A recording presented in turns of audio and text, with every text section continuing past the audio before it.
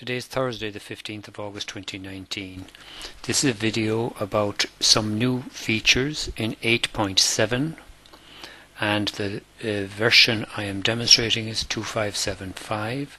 This version, or a slightly greater version, will be released to all users in the coming weeks. What I'm talking about today are some of the changes we've made to the appointments module and to the lab functions.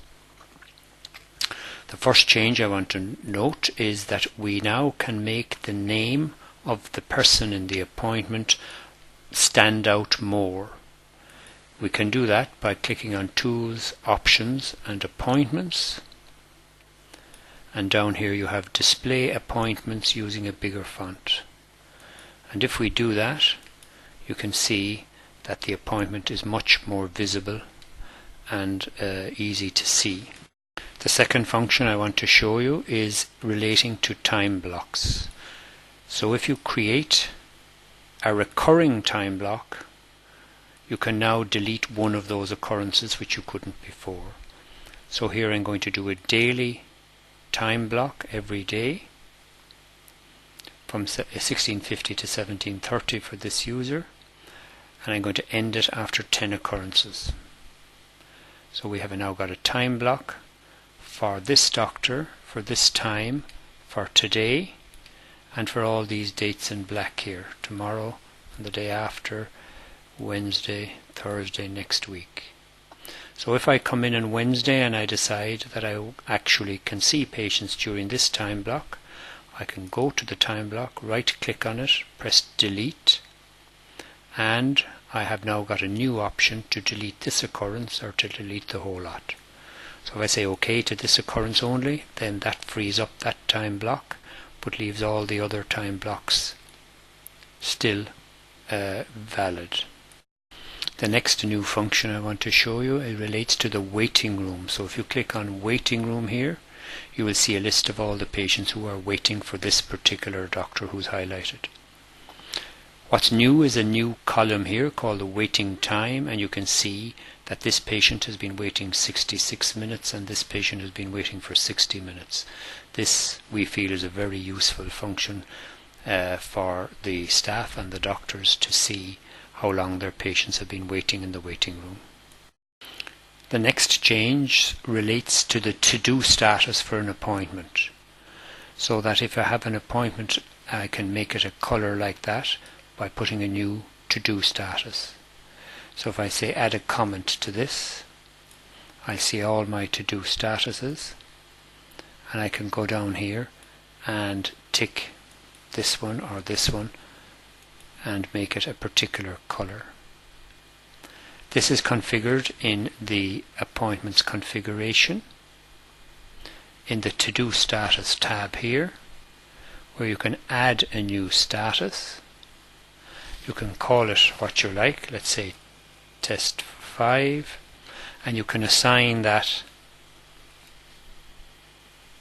to-do status to a particular color, let's say to green.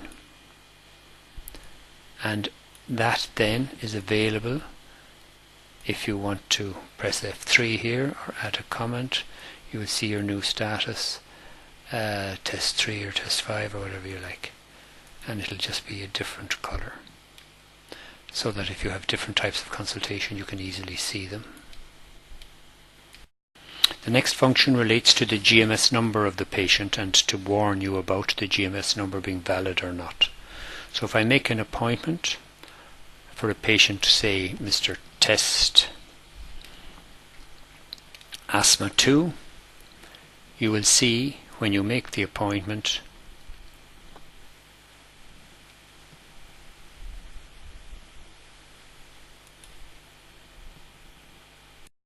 that in this case the GMS number is invalid, and when you put it in, Health 1 will automatically give you a comment inside there saying GMS number is invalid. This function has already been existing in previous versions.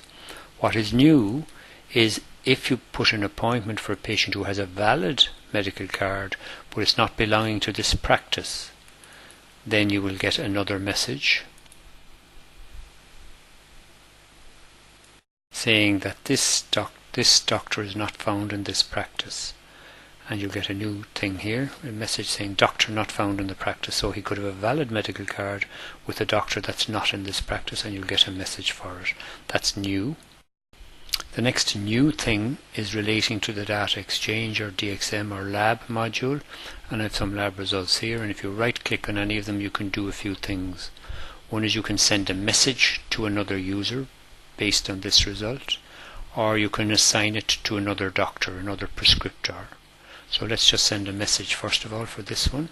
We'll send it to Rory O'Driscoll, and you have a message now sent concerning lab. This guy and this patient is attached to it, and will open in the lab result when he opens the message. That's number one. Number two, you can right click and assign this message to another user, another prescriptor. These are the prescriptors that come from the hospital. So let's do that and assign this one. No, assign another one from Dr. Rory.